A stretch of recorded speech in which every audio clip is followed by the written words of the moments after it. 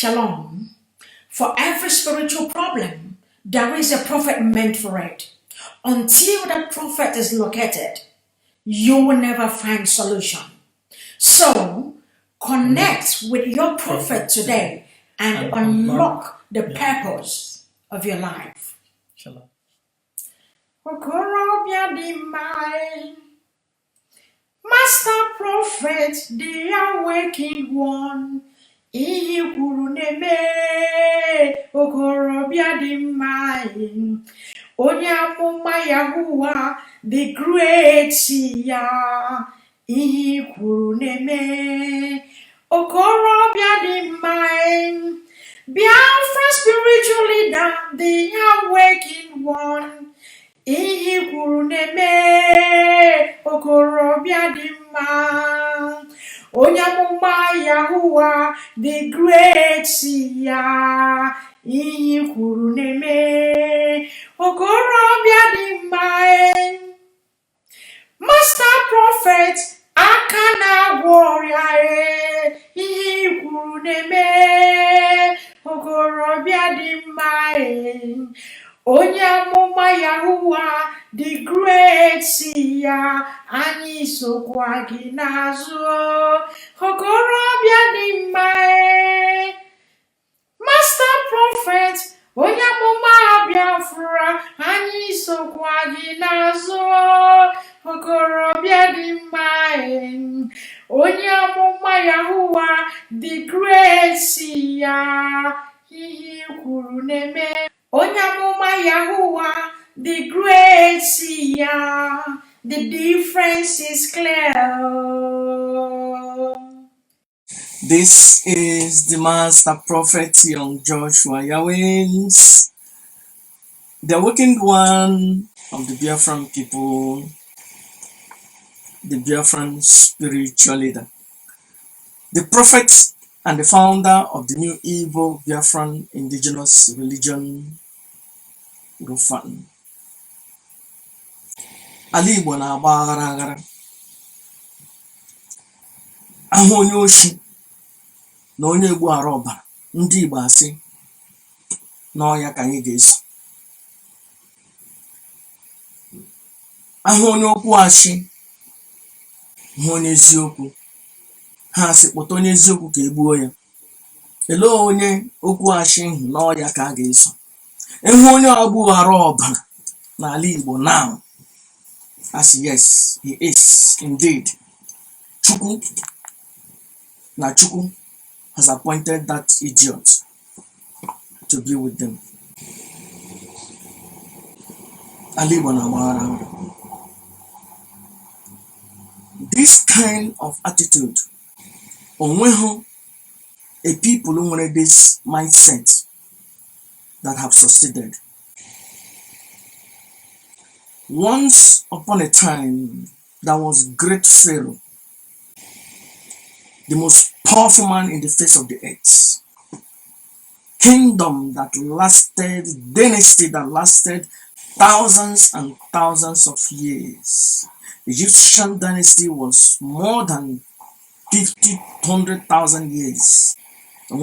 How long? But it come a time when there was a fool as Pharaoh. Akankaya. Ndị Igbo nọ na that stage right now. Na ndị Igbo hụ onye oshi, ha sị, "Oh hail Biafra, onye oshi ka anyị ga-eso." Ndị Igbo ha onye ọgbụ ọrụ ọbara, onye ọbara nọ ya n'aka, ọbara ndị mmadụ nọ ya n'aka, ha sị, "Oh hail Biafra, ọ ya ka anyị ga-eso." Ndị Igbo hụ onye aka ji ọfọ, onye amụma, ha sị Chineke kpọọ gị ọkụ. Ala Igbo na-agba aghara aghara. Before m ebido, nwanne anyị nwoke a, ana m ekwu okwu gbasara ya, Igwe Credo. Emeghị m ihe for content, but they are doing it for content. Ihe gbasara ọdịnala na omenala Igbo, ihe nọ n'ala Igbo na-erute m n'ahụ. Ihe ndị ahụ na-agba m anya mmiri n'ala Igbo anyị, na-agba aghara aghara.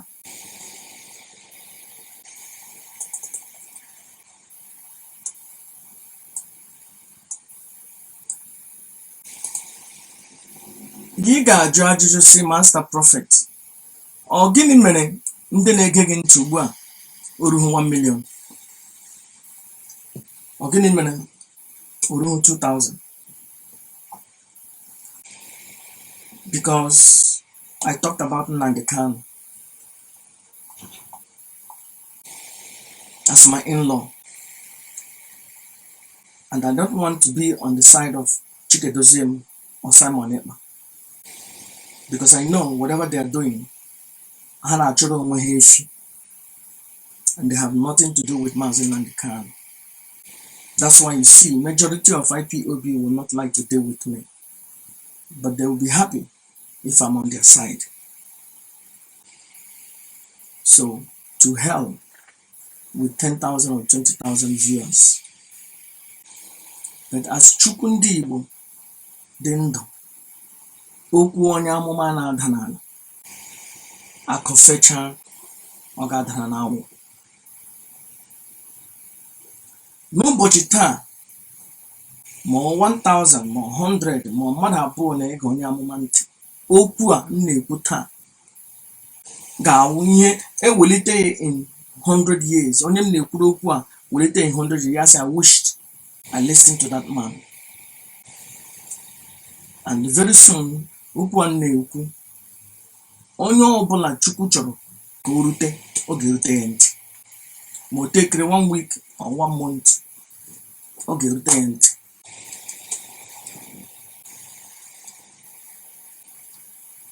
Aga m ekwu okwu gbasara Igwe Credo. Nwanne anyị nwoke a,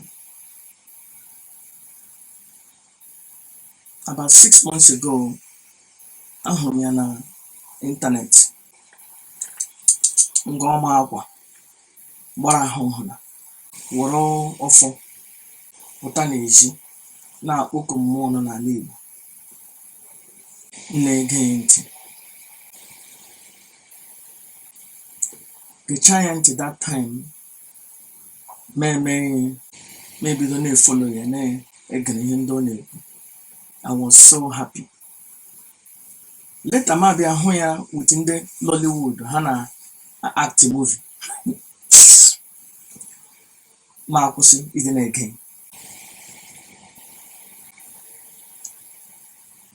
na-ege, because amatala m na ihe niile ahụ, and even that day hụ m watchịga ya, ahụrụ m some moves gosiga m na ihe ahụ amamsi ka o ji create a content, but ma just gba nkịtị. But nsi, even though na o mege ya ka o ji create a content, but n'ihe ọkwa awareness ka ndị Igbo anyị ji na-abata, ji mara Chukwu, ji soro Chukwu, ji sọpụrụ Chukwu. But mgbe m bịara hụzie ya with Nollywood, ya na ndị Nollywood na acting, see, another content creator. O nwere ihe our brother kwuru nji bịa n'ụbọchị a. Ọ sị na Christianity nọ ọdịnala ofu ife.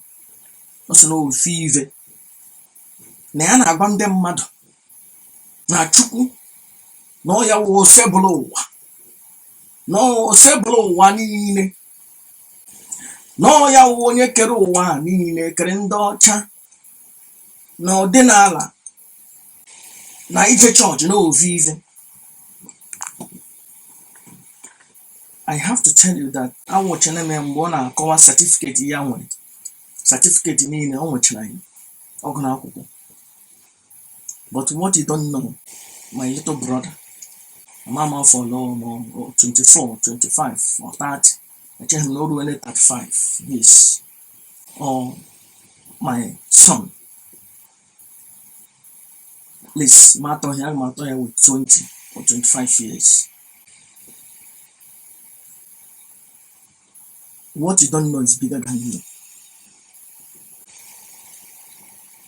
We have Catholic priests that spent more than 15 years studying rubbish. These days in Christianity, the pastors are studies. Just Bible preach. Preach. Catholic priests spend more than 20 years of their life studying bullshit, the teachings of the slave masters. The slave masters is teaching them about their creation, about what they created, about the God they created, the religion they created. So how will we expect on the religion of the slave masters? Religion the onye riri ha ọrụ. So I don't think that this brother has studied more than the Catholic priest. Still, they are fools run around doing the bidding of the slave masters. Now, let's listen to what he said. I have to say, I contacted him about 1 hour ago. We chatted. He said, you have my permission to use to say whatever you want to say about me. You have my permission. Odrena, what's up? My short screen, go away. Listen, go ahead, use. So that means I can use his program. I can use his video because he said, you have my permission. I told him, I'm going to talk about you. He said, you have my permission. No, you have to understand that he is a content creator. So, you'll be going to 5 people or 10 people or 20 people or 30 people or 100 people or 1,000 people that is from me. Gonna matter about him as a content creator. As a content. So that means anime a 3M. That is the way what he thinks. But yeah, 5 people from me know about him. Their mind get changing concerning him. And he will regret it. Let's see what he said. But before I continue, onye asine ya woni dibi ka owo amam osine ya ji ofo na ya ji ofo credo because no Igwe Credo or whatever ofo osine ya ji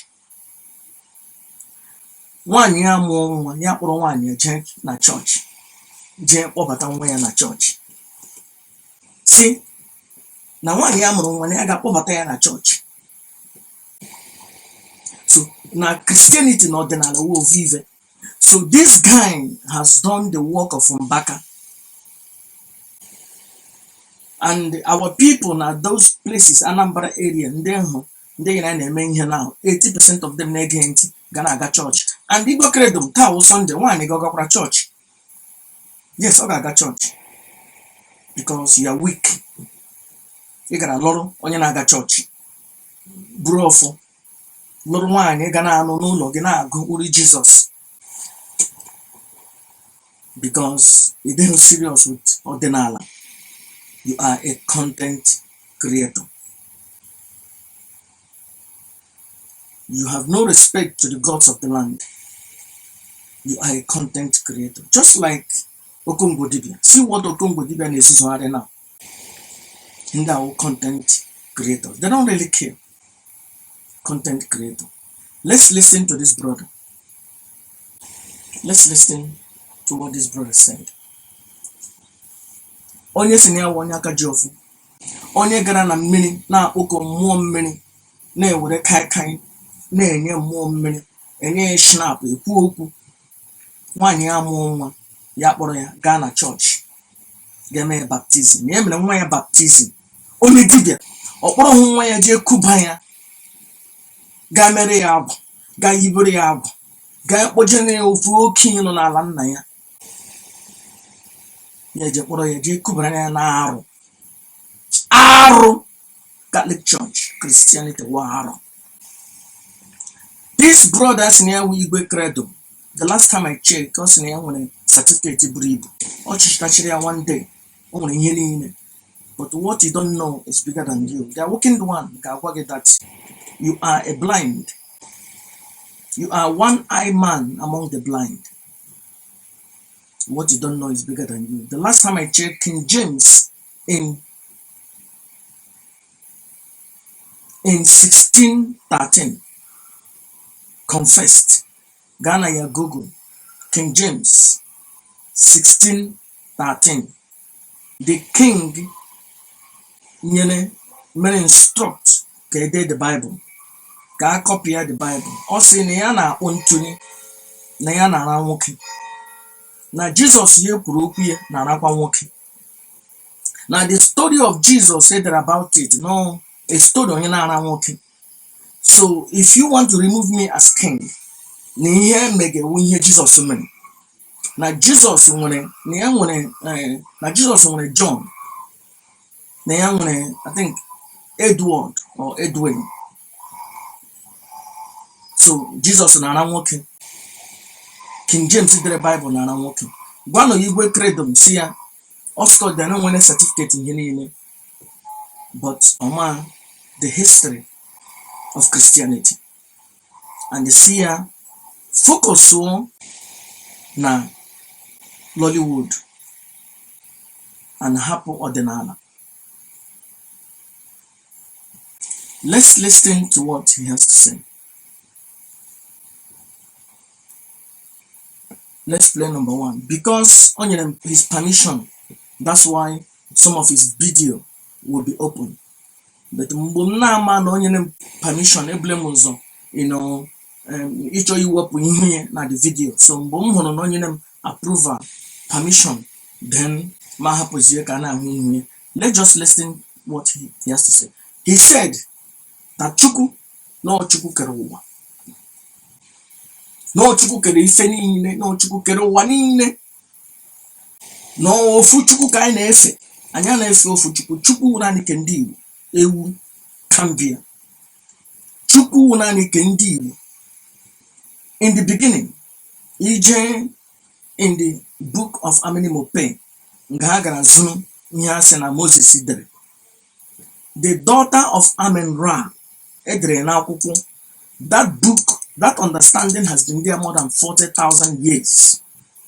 I say that Ra created the earth. What do you understand by that? Ghana understanding of Enki. Enki kọrọ the story otu eji created the creation of the earth. So, every civilization or every tribe or people according to haji kọrọ ha. So ndị Igbo na-akpọ sị na Chukwu ha, Chukwu nke ha, nọ ya kere ihe niile. That means na ha dey satisfied with mmụọ ha nwere a na-akpọ Chukwu. So nọ ya iwu chi kachasị ihe niile n'ala Igbo anyị. Ị gaa na Yoruba anaghị akpọ Chukwu. Chukwu anyị na ihe a na-akpọ na Yoruba would the same thing. Ị ga-asị, oh, because all the slave masters gwara gị na, oh, it is the same thing, but it's different names. No. Chukwu anyị na ihe ndị Yoruba nwere awụghị ofu ihe. Nke anyị wụ naanị Chukwu.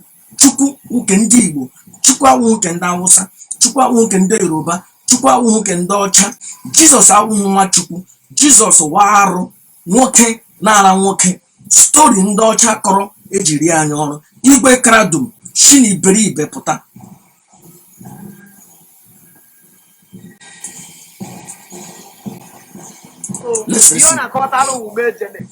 Onye du nwa ya wee je ka emenye baptizim mmiri Chukwu n'ụlọ ụka does it mean na onye a na-worship ebe a na-worship ebe a? This is the problem anyị na-enwe as ndị wu ndị ọdịnala na ndị ụka. Ofu Chukwu ka a na-ekpelụ. Ana m ekwu ya na-ekwusie ike na ofu Chukwu ka enwe n'ụwa. Ọ bụrụ na o nwee chi ọzọ unu na-ekpe n'ọdịnala na-abụrụ Chukwu kelee n'igwe ka ụwa. Olise bụrụ ụwa, gwanụ m. I keep on saying that. I keep on knowing that. Chukwu ọzọ ndị nọ n'ọdịnala na-ekpelụ ma ndị nọ n'ụlọ ụka na-ekpelụ awụrụ Olise bụrụ onye asị na onye kelee n'igwe kwa ụwa.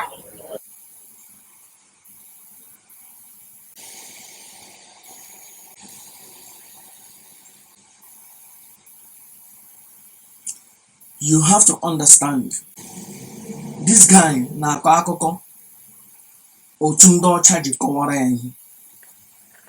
Ndị ọcha bịara n'ala anyị hụ ekwensu, because ekwensu yiri ha egwu.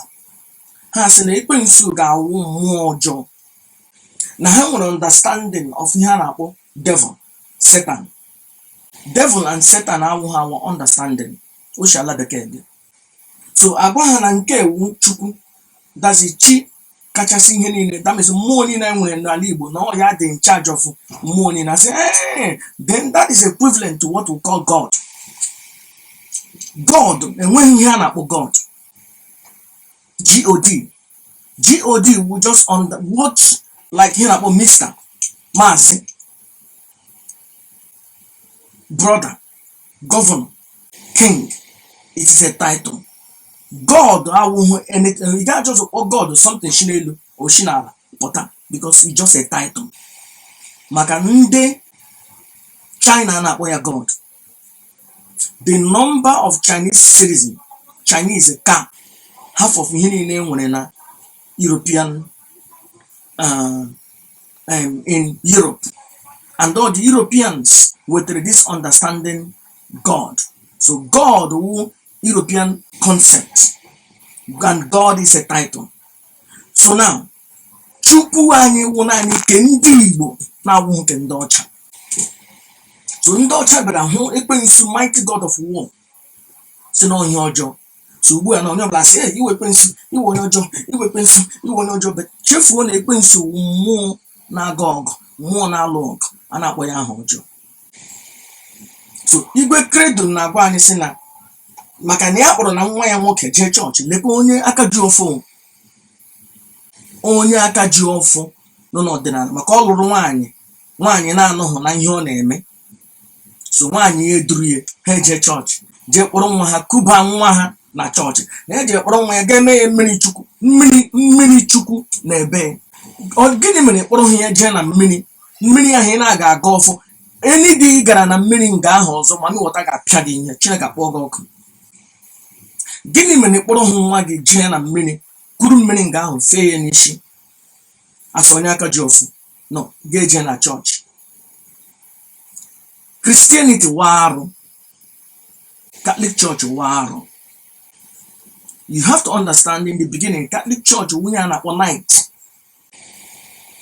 and the Catholic Church in a Rome. That's all one anyway. The Catholic, the Roman Catholic. That is in the Roman way. You want to make it. You can also church in the Roman, church in the England, church in the America. Eleke unkegi wurene lufuoye. Sise na nkegi na nke ha wo fife. So ga happen your own. Join yake ha. Why not ije bondo kino na ala nna gị ha kọrọ gị otu na-eji eme nwatakịrị amụrụ ọhụrụ at the age of 7 days or 8 days old. Okenye ga-ekuru nwatakịrị kelee Chukwu ndị Igbo gosie ya, but ga-akpọrọ ya jekwuje ndị arụ si n'owe fife. Christianity no ọdịnala anya wụ ofufe. Christianity wụ ihe ndị ọcha butere, ha eji gbuo nna nna anyị ma nna gị. Aga m ata gị, I won't blame you. Ihe na-achọwa ego from content. So ala Igbo na-agbazi ghara ihe gbasara ego na Facebook. Onye ọbụla can do everything as long as ị gara zụta moto, ị gara gote jeep. Let's listen to our brother. Osina Christianity no ka wo fife. That means Mbaka got happy. Now, Christianity no ka wo fife. Gini mere ka ndị Catholic ji na-aga na ala Anambra niile, ala Imo steeti niile, gaa n'ụlọ Maazị Nnamdi Kanu. Ndị chọọchị egbudacha na mmụọ niile nọ n'ala ha. Kama ọzụzụ enwezi a place were enye ndị chọọchị. So Christianity no ka wo fife. No, Christianity waru ihe ndị ọcha butere n'ala anyị, and that is the way it is. Ka anyị gaa n'Igwe Credo.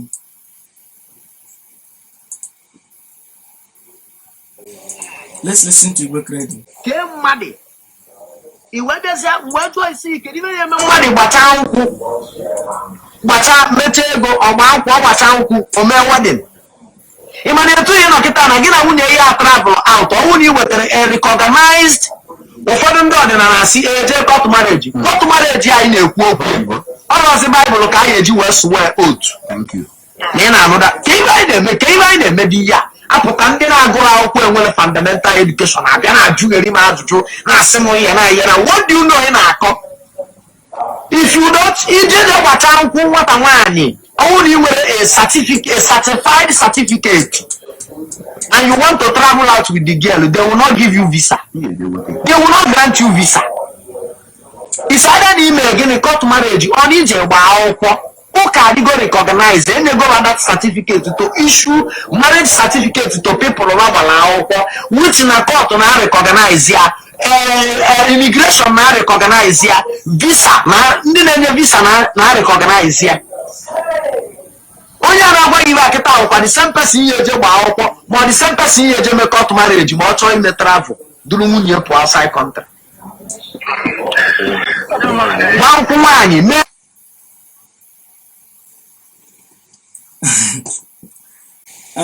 Igwe Credo anyị bi n'ala bekee at least over 26 years. Ị ka bi na Nigeria. Christianity and the state will, according to German law and in America, Christianity and the state are the same, but they are together, but they are separated. That means they don't challenge each other. That's why in most of the government houses or government place or the cities, you can church and at the center of it. In the government, you know. Now, Christianity, Christianity, and all the thing had established for over 500, 600 years ago, 700 years ago, and because that's why I am Christians. In Wonya Muslim. Ị ga-agawa gị gba akwụkwọ ga-aga na church, ị ga-aga na mosque, and ị wụrụ onye Muslim bịara na Germany or for political asylum, a ga-asị gị ị lụọ na nwaanyị, yes, ị nwere certificate, ya weta certificate e nyere na mosque, they will accept it. Ọ maka ihe na anyị wụ ndị iberibe, ndị Igbo anyị wụ ndị iberibe mere eji anyị emebe ka traditional wedding anyị na-eme ka o nwee certificate. I kwesịrị ịga na local government, gwa local government chairman enwe akwụkwọ enwe certificate, onye gbara nkwụ nwaanyị nye gị certificate na ịlụ na nwaanyị ka ọ dị authentic. But the Europeans agaghị ekwe because all ha hiwere this Christianity and that chọrọ ha ka isoro onye. That's why o ji dị like that. Igwe Credo, your argument doesn't make sense. Christianity who Europe who Christianity. Yeah, with their tradition or who have our own tradition. Only somebody say, so Ra created the earth and you believe them. That's one human in God school, on our exam. I also now call again. Culture or civilization only maybe before our own, or one of the renowned civilizations or people. Egypt, they're more powerful than everything. Like Christianity, 80% of whatever they do comes from Egypt. The Bible, 75% of nyende good things said in the Bible comes from the book of Amenemope. 10 commandments comes from the book of Amenemope, the daughter of Amen-Ra, the goddess of Ma'at. Oh Yadre, I have not killed, I have not committed sin, I have not taken all those affirmations, 42 laws of Ma'at, Ndocha Izunian. So I was just telling you that Egypt believed that Ra created everything on the earth. Yeah, we know before Christianity. Yeah, we know before Ndoshi being Israel, as in the Judaism. So I'm just using it as an example. Okay? As if so I pray home no God, God created the world because God is nothing. But all the more understandable is in Ra created the world because Ra has been there for more than 20 or 30 or 40 or 50,000 years. But God has not been there. If you check, the understanding of God is not more than 2 or 3,000 years. That's what I'm trying to say. Chukwu anyị ndị Igbo akpọra Chukwu for thousands and thousands of years. So anyị enweghị chukwu before ndị ọcha abata n'ala anyị butere n'anya arụ nwoke na-akpụ ntini nwoke na-ara nwoke ibe Jesus Christ na inyo iberibe ihe edere na akwụkwọ iberibe a na-akpọ the Bible. Ha gara kọpụrụ ihe niile edere na Egyptian Book of the Dead and other places, and ihe edere na Iran, the hero Nazda and Zoroaster, that means the god of Iran. Now if I say about God, you say, oh, which God? God is one. God is not one. God is a title. Iran has a God, and the god of Iran is hero Nazda. The prophet is Zoroaster. Israel ain't God because their God has no name. And if you check that their God, the name started from maybe, let's say, about 2,000 or 3,000 years. Egypt has had a God which has been there for over 40 or 50,000 years. Ra, Amen, Ra, Amen, Ra, Amen, and Ra for over 50,000 years. That's what I'm trying to tell you. So Igwe Credo Ondocha Brune Horse na ihe niile bịa budacha agụ isi mmụọ niile nọ n'ala anyị butere naanị ihe a, and ndị ọcha ka anyị na-eso most of the things anyị na-eme n'ala anyị. Ọ ihe mere mmadụ gbachaa akwụkwọ na traditional wedding. Nwaanyị gasị ha chọrọ ka ha gbaa ya akwụkwọ na chọọchị maka iwu ewu ga-eje gbaa ya akwụkwọ na chọọchị. Ndị ọdịnala mechaa traditional wedding, ndị iberibe ha eje na chọọchị jee gbaa akwụkwọ. Now o nwere ihe o kwuru again, ọ sị na ije na court house na aga asị gị kwuo na Bible. That ewu don't understand that ị gaa na court house enwere Bible, enwere Quran, because ndị Igbo anyị ewere ha ọdịnala na omenala Igbo anyị ji kpọrọ ihe. Anyị kara ime ọfọ ga-anọ nga ahụ, and enwe ọfọ onwere ga-eji adụ isi, because nwaanyị dị jee kpọrọ nwoke ọzọ ya nwụọ. But ejiri Bible ji dụ isi, eji Quran ji dụ isi, onye ga-anwụne. That's why o ji nọ nga ahụ. Asị gị wete agụ isi, obute Amadioha, obute Nne Nchukwu, obute Udo, hapụgodo mmụọ ndị nọ na Imo steeti na Abia ndị anyị mebichiri, pụta dị mmụọ nọ na Anambra area, si nwaanyị ji ebe adụ isi, onwe nwaanyị ga-ekwe alụ gị olesi ụmụ nwaanyị ndị mmụọ Chukwu nọ n'ime. So Chukwu anyị awụghị the same thing with the God of the Bible. The God of the Bible wụ ihe doesn't exist. The God of the Bible ihe ndị ọcha, ọrụ ndị ọcha riri anyị. 10 commandments come from the Egyptian Book of the Dead. 42 laws of Ma'at. Tinye 10 million naira. You prove I'm wrong, the 10 million naira. You cannot.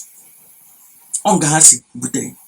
So Chukwani has nothing to do with Jesus Christ. Jesus Christ will only that never existed. According to King James na ya na nwoke na Jesus Christ said about it na nwoke. Owundere Ghana Google King James of England 1613 elehi okwuru ya pụta na ya na nwoke na Jesus na nwoke. Owunkwuru. That's why you get in Rome, 85% of Catholic Christians in Rome na anacha nwoke.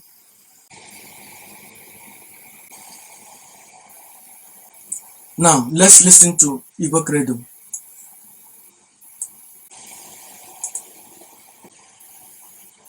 Go may everything. Man, always any me baptism of ya as nan nefe chinabo. They are biased. Obu no nwere mmụọ ọsọ ha na-efe n'ọdịnala bagwam.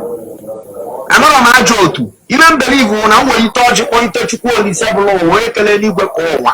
Ọ na-abịa asa m. Ọ bụrụ na o nwere mmụọ ọsọ wa ajọ mmụọ nọ n'ọdịnala sị gwa m ka m sele aka nọ Chukwu ka m na-efe. Mana elechere m anya sị ka m rapụzie etu a n'ụzọ ndị ọcha, ụzọ ndị ụka, ka m fere ya na ọ ka alụmọ mma n'iwe ite ọjị kwuo okwu finish. Ọsọ mụ na efe Chukwu na-aba dị n'ụwa.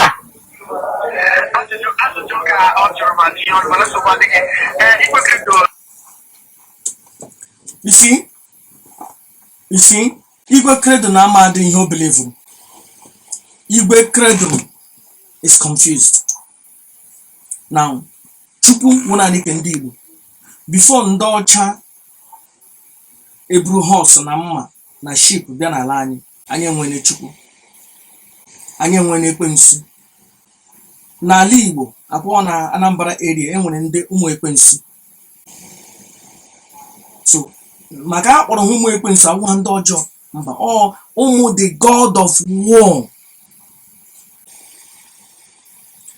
Maazị Nnamdi Kanu wụ onye ụmụ ihe ụmụ Chukwu, ụmụ ihe ụmụ Chukwu. So o nwere ndị a na-akpọ ụmụ Chukwu, nwekwe ndị a na-akpọ ụmụ ekwensu. Otu ọ dị n'ala Igbo.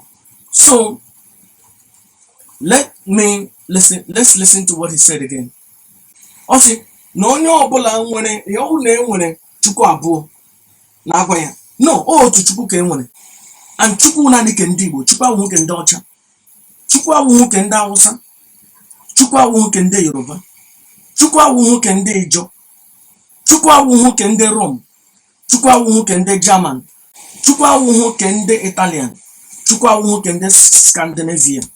The last time I checked, Scandinavia has their god and it's Thor. I think no, the German, their god is Thor. And the Scandinavia, their god is Odin.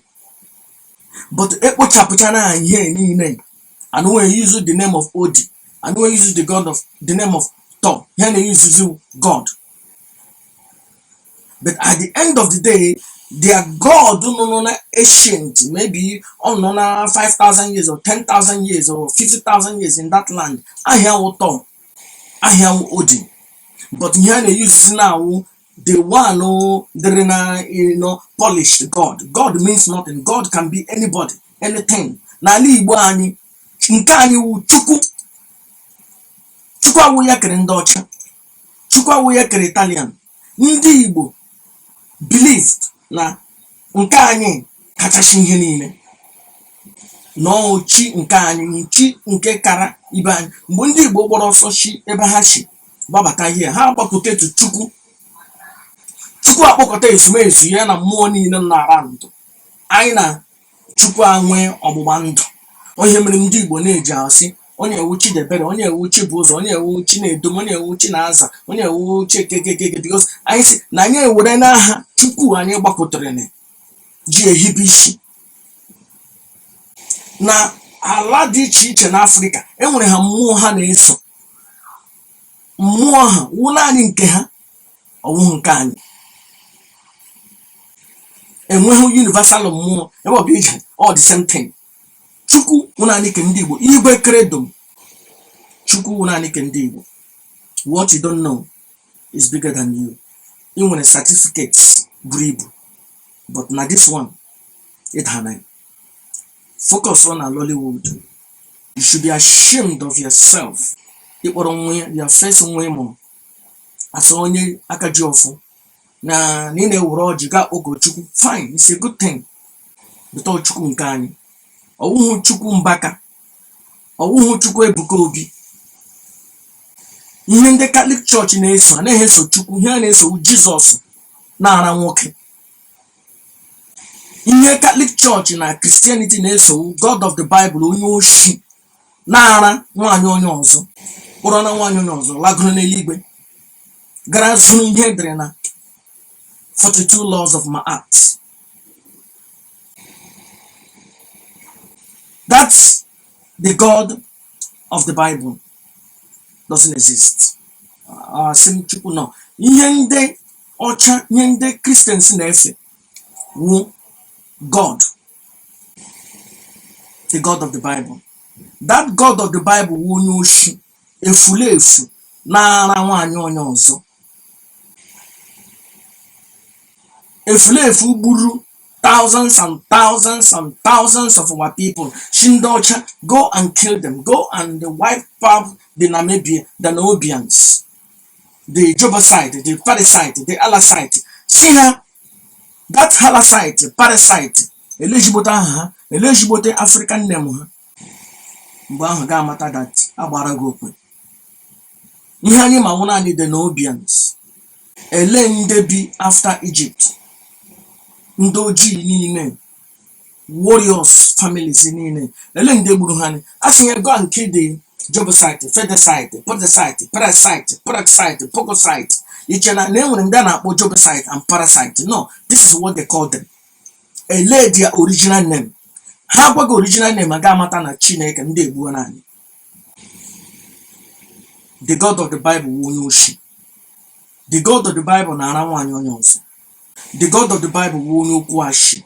That efulefu onwe ihe ọ dere because that idiot never existed. Jesus Christ wụ onye na-ara nwoke according to King James in 1613, not the awakened one of the Biafran people kwuru ya. King James dere ya n'akwụkwọ. Gaa na British Museum gaa si na ị chọrọ ịghọta the court case of King James and his kingdom, or mgbe actually may impeach. You don't need to go because you will fulefu. Check here na Google King James 1613. What he said. He said na ya na-ara nwoke na Jesus na-arakwa nwoke. Then why are you criticizing him? Why do you want to impeach him? The same day, that boy on ara emenye duke. Ọwụ kwuru ya, ọ nọ n'akwụkwọ ndị ọcha dere n'elu this rubbish nọ na Bible. Ọ dere ya dị. Not the awakened one. Ọwụ kwuru ya, ọwụ the master prophet. Ọ ndị ọcha butere n'elu nwoke na-ara nwoke. Ndị efulefu. This idiot Catholic priest na-ezuzugharị were all their time now studying bullshit of the slave masters. Ihe ama awụ na Mary shi ha hapụ mami wọta. Igwe Credo hụrụ mami wọta hapụ mami wọta gaa soro efulefu nwaanyị hapụrụ die soro nwoke ọzọ lagoro n'eluigwe. But that thing never happened. Mary never existed. Efulefu Jesus never existed. Efulefu God of the Bible, that idiot, never existed. Oh, here Igwe Credo, stop deceiving our people. You will Nollywood content creator. You know, Nollywood, I understand, but don't bastardize omenala na omenala. Ndị Igbo na ha ebilitele na hapụ arụ Jesus na efulefu Mary apụna nne ya ashawo nne ya na-apụta na-aba n'ọdịnala. Igwe Credo masị ya no bụ efu ife kpọrọ nwa ya jee wụọ ya mmiri nsọ na chọọchị. You are a disgrace, Igwe Credo. You are a disgrace.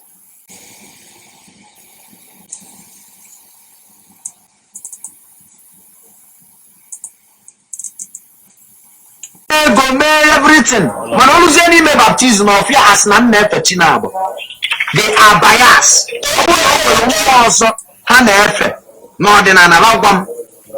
Anọrọ m ajọ otu. Ime mbelivu na nwere ite ọjị kpọnite Chukwu Olise bụrụ ụwa wee kelee n'igwe ka ụwa.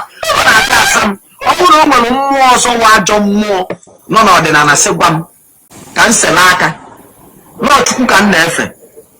Mana elechere m anya sị ka m rapụzie etu a n'ụzọ ndị ọcha ụzọ ndị ụka ka m fere ya na ọ ka arụmụ mma n'iwelite ọjị nwa okwu finish. Ọ sị m na m na-efe Chukwu na-aba adị n'ụwa a.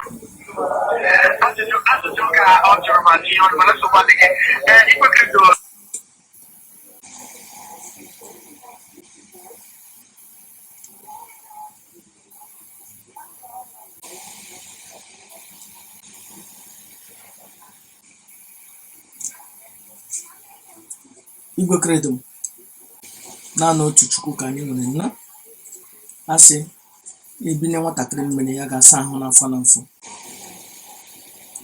Anyị enweghị Chukwu abụọ. Chukwu naanị ka ndị Igbo. And otu ọ dị imere mistake. You have erred. Pụta publicly bịarịọ arịrịọ because you have bastardized our traditions. You have bastardized our ọdịnala. And you know na njọ na anyị isi na-afụli elu maka ị nwere thousands of followers na Nollywood.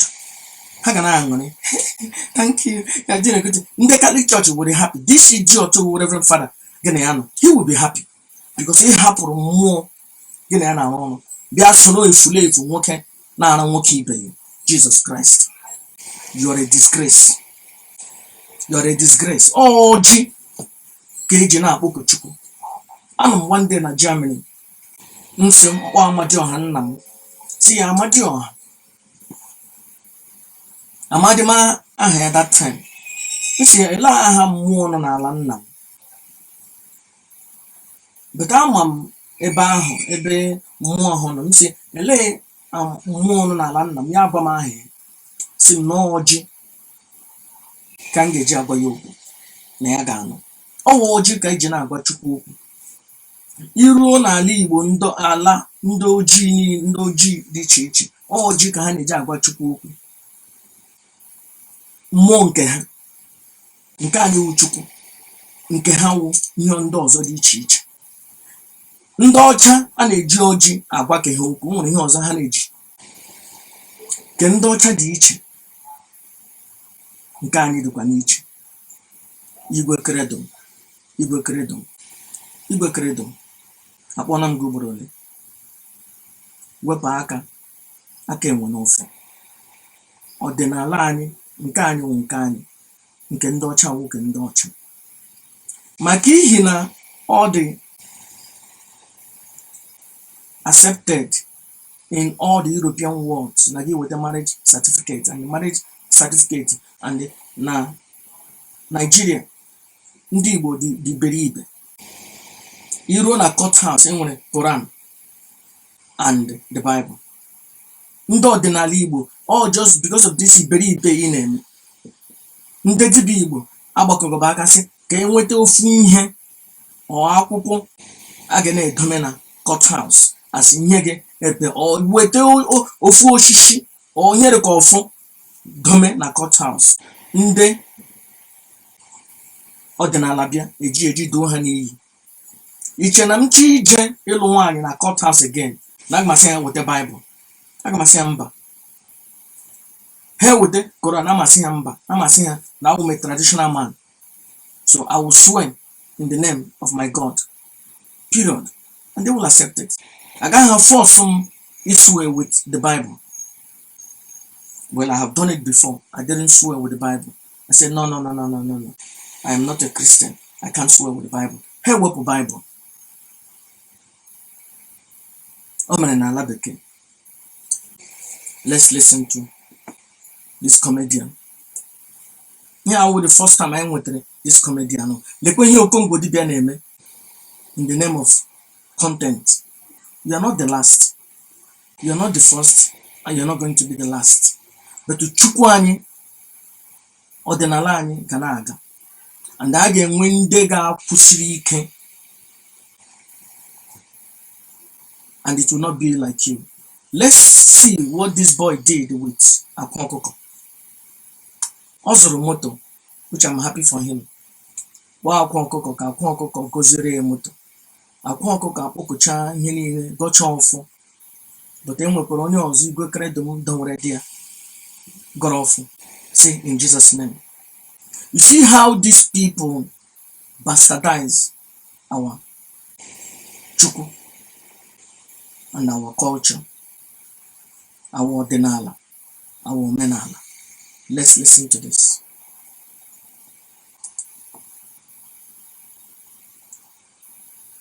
Ego kwa ya ebute. So, onye chụpa ụka okpoko mana onye mepe ọfụma tata agbada ya mba.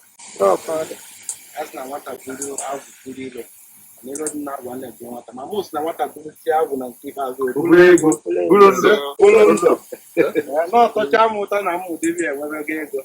Na-akwa moto. Ụbọchị buru a na-asị na dibịa bụ ị na-ejekwa ị na-eso. Nọ na-akpatara ego. Origo nni. Na tata ya akpọwa anyị ndị ọgwụ ego. Ebe ọ nọ nwere iwe na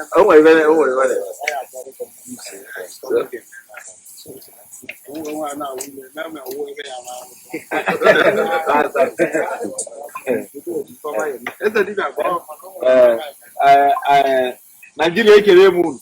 Anambra ekele m unu.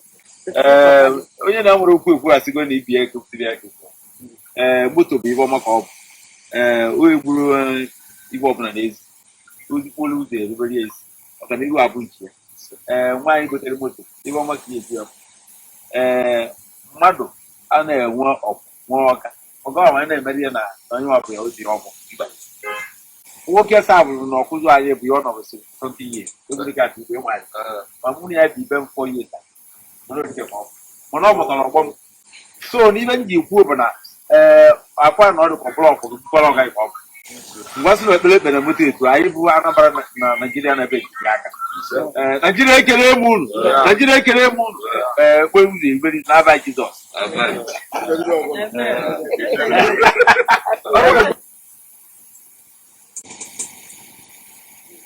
Did you see? There are two things I want to point out there. Our brother, Asia Golf, also Nigeria Kelemun, Anambra Kelemun. Nigeria Kelemun, Anambra Kelemun. So, one in Nigeria, Anambra. Anambra Kelemun, Igwe Credo Mbem Anambra, Nigeria. That is the only. I want you to see what diri ihe ndị na-eme n'ala Igbo. Odiri ikpo oke. Some of all these people na-create n'ala Igbo. So, promote ru Nigeria. Ọsịhụ Biafra ekele m no. Okay, hapụgodi ka ahụ ọ dị controversial. Ọsịhụ Igbo mma mmanụ. Anambra mma mmanụ. Ihe ọsị Nigeria mma mmanụ. Anambra mma mmanụ. Yeah, agụcha ọfụ. See now, ọfụ ya in the name of Jesus. Let's listen to it again. And that kpọkwara eze dibịa ka ọ sị na nwata dibịa. Legodo, ihe ewu ụdịrị arụ, ihe ewu ihe na-eme ọdịnala anyị ji na-emebi n'ala Igbo. Genegodo ntị. Ego ka ya ebute onye tụba ụka okpogo mana onye mepe ọfụma tata agbada ya mba asị na nwata buru agwụ buru ilo n'elu dị na agwa na-ebu nwata ma mụ sị na nwata buru si agwụ na nke ikpeazụ buru ndụ n'ọtọcha m ụtọ na mmụdịrị enwebego ego na-akwa moto na-asị na dibịa bụ ị na-ejekwa ị na-eso origo nri na tata ya akpọwa anyị ndị ọgwụ ego ebe ọ nọ nwere iwe na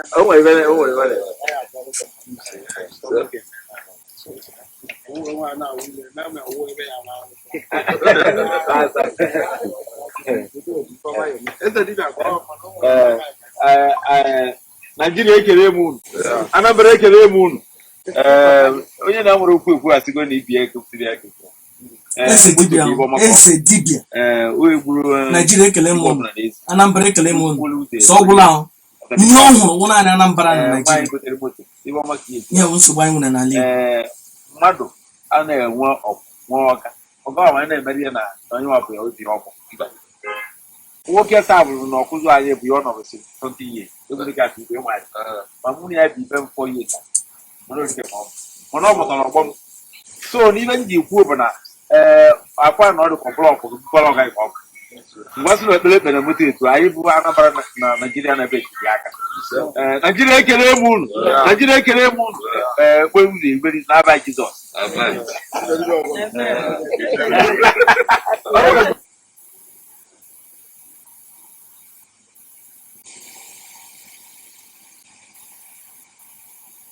Ịhụ na eze dibịa kpere ekpere n'aha Jizọs. Ihe ọwụ ha arụ, ihe ọwụ bastardization of our ọdịnala. And ọ kpere ya onye ọbụla na-achị ọchị. They were just mocking him because Igwe Credo chọrọ ka please ndị otu ya. Igwe Credo 10,000 comedians might listen to you, but one day Ufunimeha get this video and they will disagree with you. Chukwu wunani kendi Igbo. Chukwu awuhi amuru Jesus. Jesus waru. Jesus wu ihe ndocha created. Jesus wu efulefu na ana nwoke.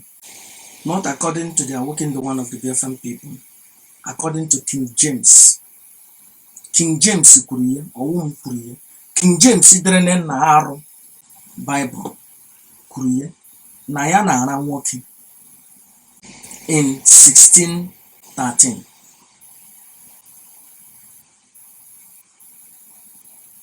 Na ya na ara nwoke.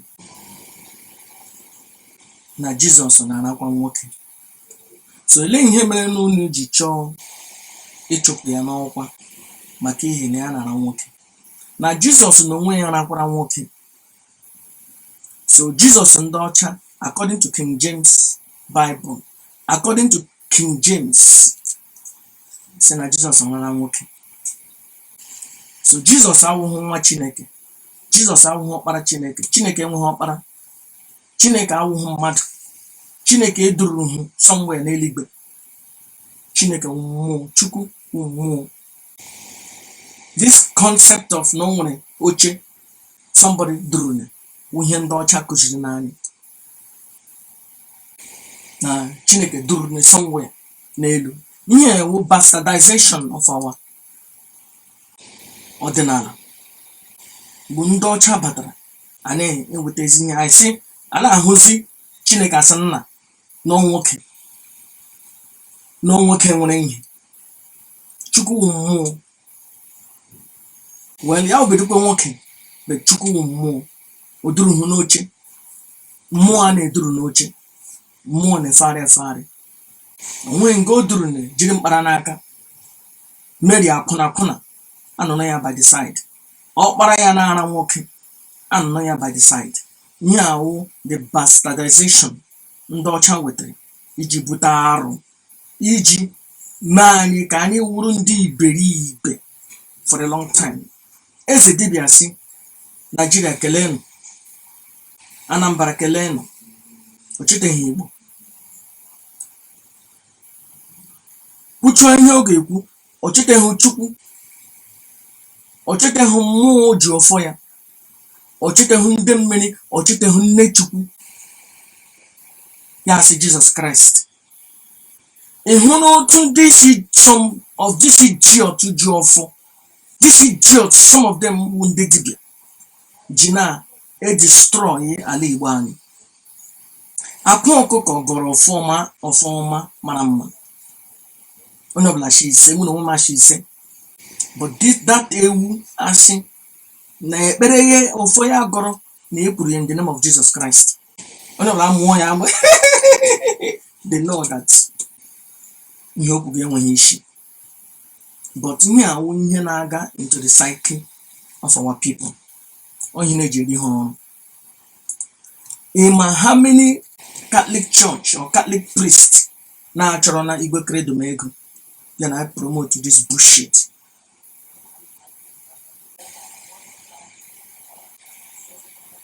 Ala Igbo na-agba aghara. That's why ha bịa hụ they are working the one different spiritual leader. Ha sị Chineke kpọọ m ọkụ. Sị m na m onye ara na m onye oshi. But ha hụ ndị na-egbu mmadụ, ndị egbu arụ ọbara. Ha sị yes, you are our leader. Duru anyị na-aga. Maka ndị Igbo ahapụla ihe ọma were ihe ọjọọ. And ebe ọ na nnụ hụrụ ihe ọma, hụ onye ọma, si na onye ọjọọ, hụ onye ọjọọ jọrọ njọ ọjọọ, egbu arụ ọbara, si na ihe ọma, ihe ọjọọ ga-eso ndụ niile. Ihe ọjọọ ga-eso nnụ nga nnọ ha niile. Igwe Credo, ihe niile m chọrọ ikwu 80% ahapụrụ m maka ihe na conversation mụ na gị nwere on the social media. But I know you will also take advantage of this because you are a content, you like content. because you think that I'm making you popular, but I'm not making you popular. I'm rebuking you. Chukwu unani kendi Bible waru hindocha buru anyị mia gold anyị mia mmanụ anyị buru agụnshi anyị buru amadi ọha anyị gbuo ọchụ n'ala Igbo anyị. Jesus Christ waru hindocha created a man that never existed, a man that never walked on this planet Earth. Efulefu, the God of the Bible, wonyoshi. Efulefu, nara nwoke. The God of the Bible, wonyoshi. Efulefu, nara nwoke. Nara nwanyi onye ọzọ. That idiot never existed. Jesus Christ, wonye nara nwoke, according to King James in 13:11. In 16:13. Jesus Christ who stole the akụkọ Mike Ejeanyi akọrọ akụkọ efulefu akụkọ. That idiot efulefu uhu nwoke ahụ akpọgburu n'elu obe asala akpọgburu n'elu obe. That idiot never existed. Ọwa akụkọ ejiri anyị ọrụ, ejiri anyị job. Did you understand that? So shino ni iberibe isi na ụka na ọdịnala wofu ife ọwụhụ ofu ife. Ụka warụ ọdịnala wụ nke anyị. Chukwu mmụọ nọ n'ala Igbo anyị. Ekwensu wụ mighty God of war. Jesus Christ wee fulefu. Nne ya akwụnakwụ na nne ya wee fulefu. Never existed. Igwe Credo wepụ aka enwe n'ofe. Ọ dị ngwa ọgwụ aka mmadụ. Ekelene m ndewo. I was able to use the picture of the videos of Igwe Credo because I need permission, so that's why I use it. But make me here, come put it down.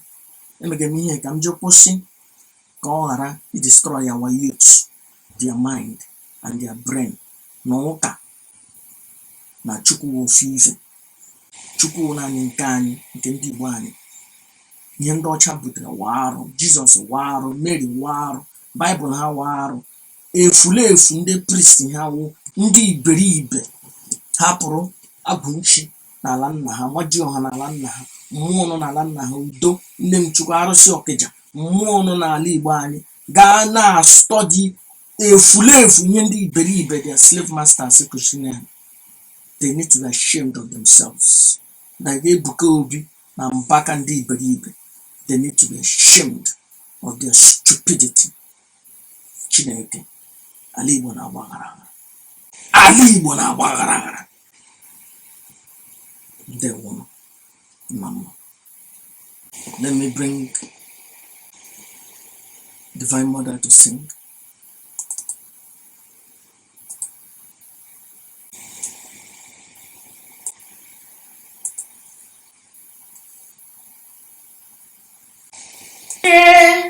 Master Prophet Nechere Mechichomai Abumonye Nuwai Abumonye Nuwai Onye Kambo Nuwa Abumonye Master Prophet Nechere Mechichomai Abumonye Nuwai Onye kambo nuwa abumonye onye amụma Yahuwa nechere mechichomae abumonye nuwa onye kambo nuwa abumonye Master Prophet nechere mechichomae abumonye nuwa onye kambo nuwa abumonye Master Prophet nechere echichoma abumonye nuwa onye kambo nuwa